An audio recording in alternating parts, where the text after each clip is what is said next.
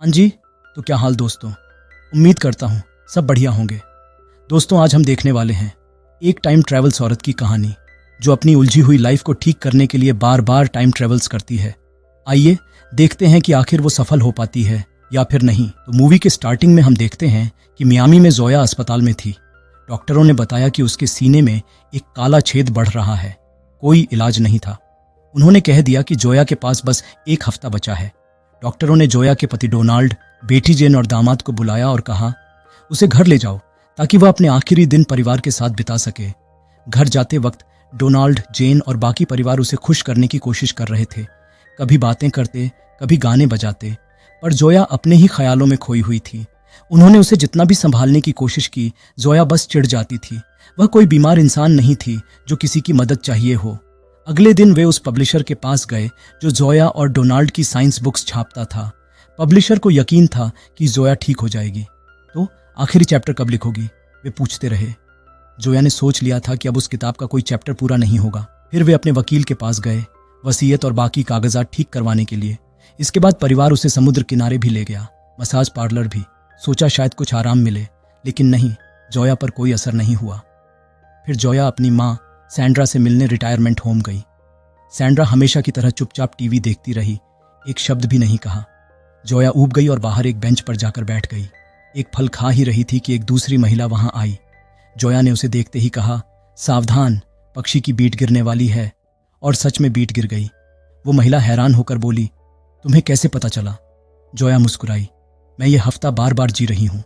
उसने बताया कि बचपन में उसे कुछ कैप्सूल मिले थे और उन्हीं की वजह से वो हर बार हफ्ता खत्म होते ही वापस अस्पताल में उठ जाती है। हर बार उसका परिवार उसे वही सब करवाता है और इस महिला से तो वो पहले भी कई बार मिल चुकी है। हफ्ते के आखिरी दिन परिवार ने सरप्राइज बर्थडे केक लाया। जोया ने दिखाया कि उसे कुछ पता नहीं था, लेकिन उसी वक्त उसकी नाक से खून निकलने लगा। वो बाथरूम में गई, कैप्सूल लिया और टाइम रीसेट कर दिया। फिर से सब कुछ शुरू हो गया। अगली बार जब वह उस महिला से मिली तो उसने उसे पक्षी की बीट से बचाया, पर यह नहीं बताया कि उसने कैसे किया। जब वह अपनी माँ के पास गई तो टीवी पर एक खबर आ रही थी, दुनिया का आखिरी एक सींग वाला गैंडा मियामी पहुंच गया है। जोया ने अपनी माँ से कहा, यह हफ्ते के आखिर तक मर जाएगा, लेकिन उसकी माँ ने फिर भी कोई प्रतिक्रिया नहीं दी। इस बार जोया ने उस महिला को पक्षी की बीट के बारे में नहीं बताया। वह थक चुकी थी।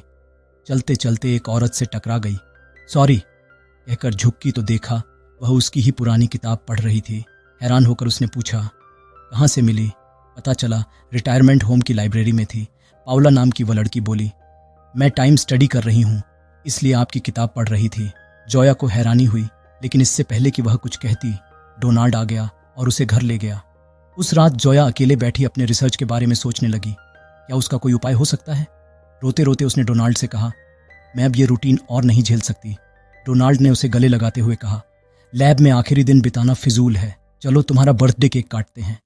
फिर से उसकी नाक से खून निकलने लगा। बाहर जाकर उसने किताब से पाउला का नंबर निकाला और कॉल किया। बोली, मुझसे मिलो, हम कुछ बड़ा करने वाले हैं। फिर कैप्सूल लिया और सब कुछ फिर से रीसेट कर दिया। जब जोया फिर से अस्पताल में जागी, उसने जेन और डोनाल्ड से कहा, तुम लोग कागजात साइन कर लो, मैं तैयार हो जाती हूँ घर चलने के लिए। जैसे ही जेन और डोनाल्ड कागजात साइन करने चले गए, जोया ने धीरे से कमरे से निकलने की कोशिश की। अस्पताल में सब लोग मैच देख रहे थे तो किसी ने उसे जाते हुए नहीं देखा। वह फायर एग्जिट से बाहर निकली और एक टैक्सी ली। ड्राइवर से कहा, घर पहुंचने पर पेमेंट कर दूंगी। कुछ मिनट बाद जोया घर पहुंची। उसने छुपी हुई चाबी उठाई, दरवाजा खोला और अंदर चली गई। वहां उसने अपने कैप्सूल, किताबें और कुछ कपड़े एक सूटकेस में डाल दिए। ताजगी महसूस करने के लिए कपड़े बदले और जैसे ही बाहर आई टैक्सी वाले को पेमेंट करने, देखा टैक्सी गायब हो चुकी थी। फिर वह पाउला से मिलने गई। पाउला ने उसे पहचाना ही नहीं, क्योंकि जोया ने अभी अभी हफ्ता रीसेट किया था। जोया ने सब कुछ समझाया, पर पाउला को यकीन नहीं हुआ। उसने अपना हाथ छुपाते हुए पूछा, बताओ मैं कितनी उंगलियां दिखा रही हूँ? जोया जवाब देने में नाकाम रही। हार मानकर जोया ने हफ्ता फिर से रीसेट कर दिया। इस बार उसने टैक्सी ड्राइवर को पेमेंट भी कर दिया। फिर जब पाउला ने उसे टेस्ट किया तो जोया ने न केवल उंगलियां सही गिनी, बल्कि पाउला के हर हाव भाव, बिल्लियों की आवाजें और उसके सारे सवालों का सही जवाब दिया। पाउला को आखिरकार यकीन हुआ कि जोया सच कह रही है। अब पाउला ने मदद करने का फैसला किया और वे दोनों यूनिवर्सिटी गए। रास्ते में जोया ने बताया कि उसने 30 साल पहले इन कैप्सूल के बारे में रिसर्च शुरू की थी, लेकिन जिंदगी की उलझनों में फंसकर उसे छोड़ना पड़ा। जोया ने बताया, मैं एक बार में सिर्फ एक कैप्सूल ले सकती हूँ, अगर अभी दूसरा लूं तो कुछ नहीं होगा जब तक पहला मेरे सिस्टम से बाहर नहीं निकलता। पाउला ने पूछा, तो अब तुम क्या चाहती हो? जोया ने कहा, मैं बस अपनी जिंदगी सही करना चाहती हूँ ताकि मेरे पास और समय हो और वो महानता पा सकूं जो मैंने सोचा था। लैब पुराना था, उपकरण भी पुराने थे, लेकिन फिलहाल यही काफी था। जोया ने पाउला को कैप्सूल के बारे में बताया। ये न जलते हैं, न पिघलते, न घुलते, जैसे ये असल में कभी थे ही नहीं, हमेशा खुद को फिर से बना लेते हैं। पाउला ने कहा, हमें इसे तोड़कर देखना चाहिए इसे समझने के लिए। जोया ने कहा, यह सब कुछ तो स्पेटोमिक लेवल पर हो रहा है, हमें इसे फिर से बनाने की कोशिश करनी चाहिए जैसे मैंने पहले की थी। तभी बहस होने लगी कि आगे क्या करें। पाउला के दिमाग में एक आइडिया आया और वह लैब छोड़कर मदद लेने चली गई। उसी वक्त जोया के फोन पर डोनाल्ड का कॉल आया, लेकिन उसने नजरअंदाज कर दिया। उसे अपने के पर थोड़ा अफसोस हुआ और वह वहां से निकलने ही वाली थी कि सामने अपने पुराने प्रोफेसर डल्सबर्ग को देखकर चौंक गई। डल्सबर्ग उसे देखकर खुश था। उसने उसे अपने ऑफिस चलने का न्योता दिया। जैसे ही वे अंदर पहुंचे, डल्सबर्ग ने पाउला को अपनी डेस्क में कुछ खोजते हुए देखा। वह चिल्लाया, तुम कर क्या रही हो? पाउला बोली, मैं जोया के साथ काम कर रही हूँ और हाँ, मैं यहाँ की आधी स्टूडेंट हूँ। ये सुनकर जोया भी चौंक गई। डल्सबर्ग और गुस्से में आ गया और बोला, ये सब तुम्हारी वजह से है जोया। वह पुरानी बातों को याद करने लगा। तुम्हारे टेस्ट स्कोर देखकर मैं हैरान था। मुझे लगा था तुम कुछ बड़ा करोगी, लेकिन तुम निकली आलसी और हक जताने वाली स्टूडेंट। डल्सबर्ग ने दोनों को लैब से बाहर निकाल दिया। पाउला ने जोया को समझाने की कोशिश की, उसकी बातों को दिल पर मत लो। जोया ने सिर झुकाते हुए कहा, वो सही कह रहा है, मैं आलसी थी। हर बार एग्जाम में पास होने के लिए मैं समय रीसेट कर देती थी। पाउला ने तब प्रोफेसर के ऑफिस से चुराई हुई एक छोटी डिब्बी निकाली। देखो, मैंने ये लाया है। डिब्बी के अंदर एक नैनोस्कोपिक आदमी था। एक एक्सपेरिमेंट में इंसान को छोटा करना सफल हो गया, लेकिन वे इस प्रक्रिया को रोक नहीं पाए और वह आदमी आज भी सिकुड़ता जा रहा है। जोया और पाउला उससे बात करने के लिए एक ठंडे रूम में जाते हैं, क्योंकि कमरे का सामान्य तापमान बॉक्स में बैक्टीरिया और फफूंदी ला सकता है। उस आदमी के लिए 100 साल हमारे लिए बस कुछ सेकंड हैं। पाउला ने बॉक्स को प्लग इन किया, क्योंकि उस आदमी के सूट में एक ट्रांसमीटर है। इस ट्रांसमीटर की मदद से वह एक छोटे स्क्रीन पर मैसेज भेज और प्राप्त कर सकता है। उसके सूट में एक पार्टिकल डिटेक्टर भी है, तो वे उसमें एक कैप्सूल डालते हैं ताकि वह उसका विश्लेषण कर सके। कुछ सेकंड के लिए कैप्सूल हिलता है और फिर स्क्रीन और कंप्यूटर पर अजीब सा कोड आने लगता है। पाउला उसे देखती है और कहती है, तुम्हारी बात सही थी जोया, ये कैप्सूल लगातार अपनी संरचना बदल रहा है। दिन खत्म होने के बाद जोया पाउला के साथ उसके घर पर रहती है और बताती है कि उसने ये कैप्सूल की बोतल तब पाई थी जब वह 12 साल की थी, गोल्फ कोर्स पर चलते समय। बोतल पर उसका नाम लिखा हुआ था और उसने इसे उठा लिया। आसपास कोई नहीं था, लेकिन उसने एक आवाज सुनी, तुम दुनिया बदलोगी। अगले कुछ दिनों में दोनों अलग अलग तरीकों से कैप्सूल को समझने की कोशिश करते हैं, लेकिन पुराना उपकरण बार बार टूटने की वजह से ज्यादा प्रगति नहीं होती। जोया को बार बार हफ्ता रीसेट करना पड़ता है और हर बार अस्पताल से भागकर पाउला को फिर से समझाना पड़ता है। कई रीसेट के बाद एक दिन जोया घर जाकर अपने परिवार के साथ समय बिताती है। उसकी बेटी जेन बहुत परेशान रहती है, क्योंकि वह बच्चों को म्यूजिक सिखा रही है, जबकि वह असल में एक संगीतकार बनना चाहती है। जोया उसे कहती है, तुम अपने खाली समय में संगीत बजाओ, तुम्हें एक दिन बड़ा मौका जरूर मिलेगा। ये बात कहने के पीछे जोया की अपनी कहानी थी। जब वह छोटी थी, उसने अपने पापा से वादा किया था कि वह एक साइंटिस्ट बनेगी, लेकिन ज्यादातर समय रिसर्च में कोई प्रगति नहीं हो रही थी। एक सुबह पाउला का असली हाल पता चलता है। जिस प्रोफेसर के साथ उसे काम करना था, उसने अचानक छुट्टी ले ली और अब उसके पास इस साल दूसरा प्रोफेसर चुनने का समय नहीं था। एक बार फिर रीसेट के बाद पाउला और जोया लैब में एक छोटे से विस्फोट का इंतजार कर रही थी और आगे क्या करें इस पर चर्चा कर रही थी। पाउला कहती है, तुम्हें पहले कभी अपने रिसर्च के लिए कोई सपोर्ट क्यों नहीं मिला? जोया मानती है, ग्रेजुएशन के बाद मैंने यूरोप के साइंस प्रोग्राम को ज्वाइन नहीं किया जैसे मेरे साथी छात्रों ने किया था। डोनाल्ड ने मुझसे कहा था, क्या यह तुम्हें सच में खुश करेगा?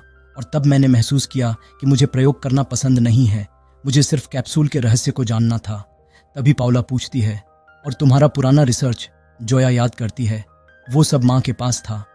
तभी जोया की नाक से खून बहने लगता है, तो वह कैप्सूल लेती है और हफ्ता फिर से रीसेट कर देती है। वह फिर पाउला को लेने जाती है और वे दोनों मिलकर उसकी माँ के पुराने बक्से देखने के लिए रिटायरमेंट होम जाती हैं। जोया की माँ ने अपनी मनोविज्ञान की रिसर्च और एक अखबार का लेख रखा था जो जोया के एक्स बॉयफ्रेंड मार्क के नासा रिसर्च के बारे में था, लेकिन उसने जोया की कोई भी रिसर्च नहीं रखी थी। उसी समय एक नर्स ने आकर बताया कि डोनाल्ड जोया को ढूंढ रहा है और वह रो रहा था। जोया उसे ढूंढने जाती है, लेकिन तब तक वह जा चुका होता है। वापसी में जोया उस दिन के बारे में सोचती है जब उसने डोनाल्ड को बताया था कि वह यूरोप के प्रोग्राम में शामिल नहीं हो रही। असल में वह चाहता था कि वह जाए क्योंकि यह एक बहुत अच्छा मौका था। लेकिन जब जोया ने कहा कि वह अपना मन बदलने वाली नहीं है, तब उसने कहा, जो तुम्हें सच में खुश करे वही करो। कई रीसेट के बाद जोया को अपने परिवार की याद आने लगी। अब उनके बिना बार बार रहना मुश्किल हो गया था। उसकी फैमिली हमेशा उसके लिए बर्थडे केक तैयार करती थी, लेकिन वह कभी वहां नहीं पहुंचती थी। कई 100 रीसेट के बाद जोया ने महसूस किया कि वह फिर से एक नीरस दिनचर्या में फंस गई है। उसने पाउला से कहा, हमने सब कुछ आजमा लिया है, अब आगे बढ़ने का कोई फायदा नहीं। पाउला ने जिद की, तुम्हें मार्क से मदद मांगनी चाहिए। जोया ने जवाब दिया, मुझे अपने परिवार के साथ रहना है। अब पाउला का गुस्सा फूट पड़ा। मैंने अपनी नौकरी दांव पर लगा दी, उस छोटे आदमी को चुराया सिर्फ तुम्हारे लिए जो एक दिन अचानक मेरे घर आई थी। उसने यह भी कहा कि वह भी अपने जीवन को सुधारने के लिए समय में वापस जाना चाहती है। वह दौड़ते हुए कमरे से बाहर चली गई और जोया उसके पीछे गई। पाउला ने उसे कैप्सूल वापस थमाते हुए कहा, मैंने कभी इसे लेने की हिम्मत नहीं की, मुझे डर था कि कहीं मुझे भी ब्लैक होल ना हो जाए। फिर पाउला ने अपना सच बताया, जब मैं 15 साल की थी मैंने बिना पूछे अपने पेरेंट्स की कार चला ली और एक कील पर चढ़ गई। मैंने चुपचाप कार वापस पार्क कर दी, सोचा कि वे कील को देख लेंगे, लेकिन उन्होंने नहीं देखा और टायर फट गया जिससे उनकी मौत हो गई। पाउला की मदद करने के लिए जोया ने कहा, मैं मार्क को ढूंढूंगी। उस रात जोया ने साझा किया कि उसे कैप्सूल उसके पापा की मौत के 1 हफ्ते बाद मिला था। उसने उन्हें बचाने की कोशिश की, लेकिन वह हर बार उनके मरने के अगले दिन ही जागती थी। जब जोया ने कहा कि वह कभी अपने पापा की उम्मीदों के मुताबिक महान नहीं बन पाई, पाउला ने मुस्कुराते हुए कहा, तुमने इतनी सारी किताबें लिखी हैं, ये भी तो एक बड़ी उपलब्धि है। उस पल को जोया की नाक से बहते खून ने तोड़ दिया। उसने एक बार फिर हफ्ते को रीसेट कर दिया और पाउला के कमरे से गायब हो गई। जब वह जागी तो उसने अपने सामान इकट्ठा किए और इस बार सीधे डुल्सबर्ग के पास गई। वहां जाकर वह उन पर बरस पड़ी, आप जो भी सोचते हैं ठीक है। हाँ, मैं कभी कभी आलसी और अधीर हो जाती हूँ, पर कम से कम मैं कोशिश तो कर रही हूँ। मुझे अभी मार्क की जरूरत है ताकि मैं अगले कदम तक पहुंच सकूं। डुल्सबर्ग उसकी ईमानदारी और हिम्मत से प्रभावित हो गए और उसे मार्क का पता दे दिया। इसके बाद जोया एयरपोर्ट पहुंची। प्लेन का इंतजार करते हुए उसे वो समय याद आया जब वह आखिरी बार मार्क से मिली थी। दोनों एक क्लास रियूनियन में मिले थे और उनकी बातचीत काफी अजीब थी। अलग अलग दुनिया के लोग लग रहे थे दोनों, और उसे मार्क की बातें अपमानजनक सी लगी थीं। आखिरकार जब जोया मार्क के घर पहुंची तो दरवाजा उसके बेटे क्रिस ने खोला और दुख भरी खबर दी, मार्क नहीं रहे। उन्होंने अपना सारा समय काम में लगाया, ना खाना खाया ना सोए, और उनकी सेहत पूरी तरह खराब हो गई। जोया को मार्क के ऑफिस ले जाया गया, जहां उसके रिसर्च और अवार्ड्स के बीच उसने अपने पुराने नोटबुक्स देखे। ये देखकर वह हैरान रह गई। क्रिस ने उदासी से कहा, मुझे ये कमरा पसंद नहीं है। डैड हमेशा कहते थे कि उनका काम मुझे गर्व महसूस कराएगा, लेकिन मैं तो बस अपने पिता को चाहता था। जोया ने उसे सांत्वना देने के लिए गले लगाया। फिर जोया ने अपनी पुरानी रिसर्च के पन्ने पलटे और देखा कि उसने कई बार डोनाल्ड का नाम लिखा था। पुराने दिनों को याद करते हुए उसे समझ में आ गया कि उसके लिए सबसे ज़रूरी क्या है। उसने आखिरकार अपने वॉइसमेल के सारे मैसेज सुने। डोनाल्ड और जॉयस के मैसेज में हर बार ज़्यादा मायूसी थी। वे उसे ढूंढ रहे थे और आखिरी मैसेज में वे दोनों रो रहे थे, कृपया वापस आ जाओ, हम नहीं चाहते कि तुम बिना देखे ही हमें छोड़ जाओ। ये सुनकर जोया टूट गई। उसकी नाक फिर से खून बहाने लगी और जब उसने नीचे देखा तो उसकी छाती में ब्लैक होल बढ़ता हुआ नजर आया। घबराकर उसने कैप्सूल्स खोजे और हफ्ते को एक आखिरी बार रीसेट किया। जैसे ही वह जागी, जोया दौड़ती हुई अपने कमरे से बाहर गई, अपनी बेटी को गले लगाया और माफी मांगी।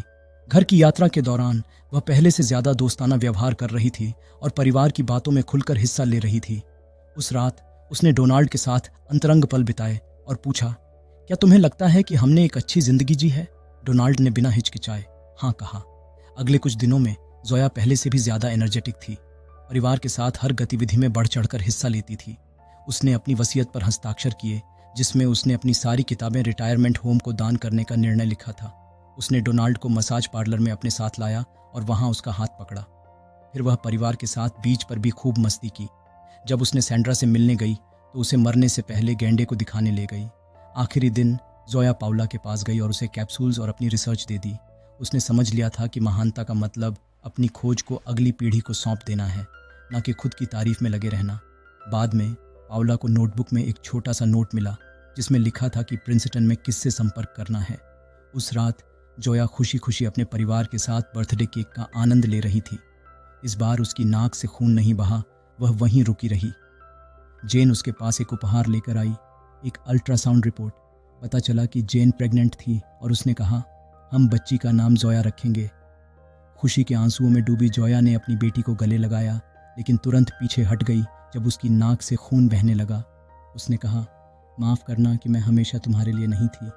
डोनाल्ड को चूमा और कहा, मैं तुम सबसे बहुत प्यार करती हूँ। अचानक पूरी दुनिया रुक गई, सिर्फ घड़ी की टिक टिक की आवाज़ आ रही थी। जोया एक अजीब धुंध में गायब हो गई, जैसे उसकी मौत का प्रतीक हो। और फिर वह अतीत में प्रकट हुई, अपनी छोटी उम्र की खुद को वही शब्द कहते हुए जो उसने उस दिन बोतल उठाते समय सुने थे, तुम दुनिया बदलोगी।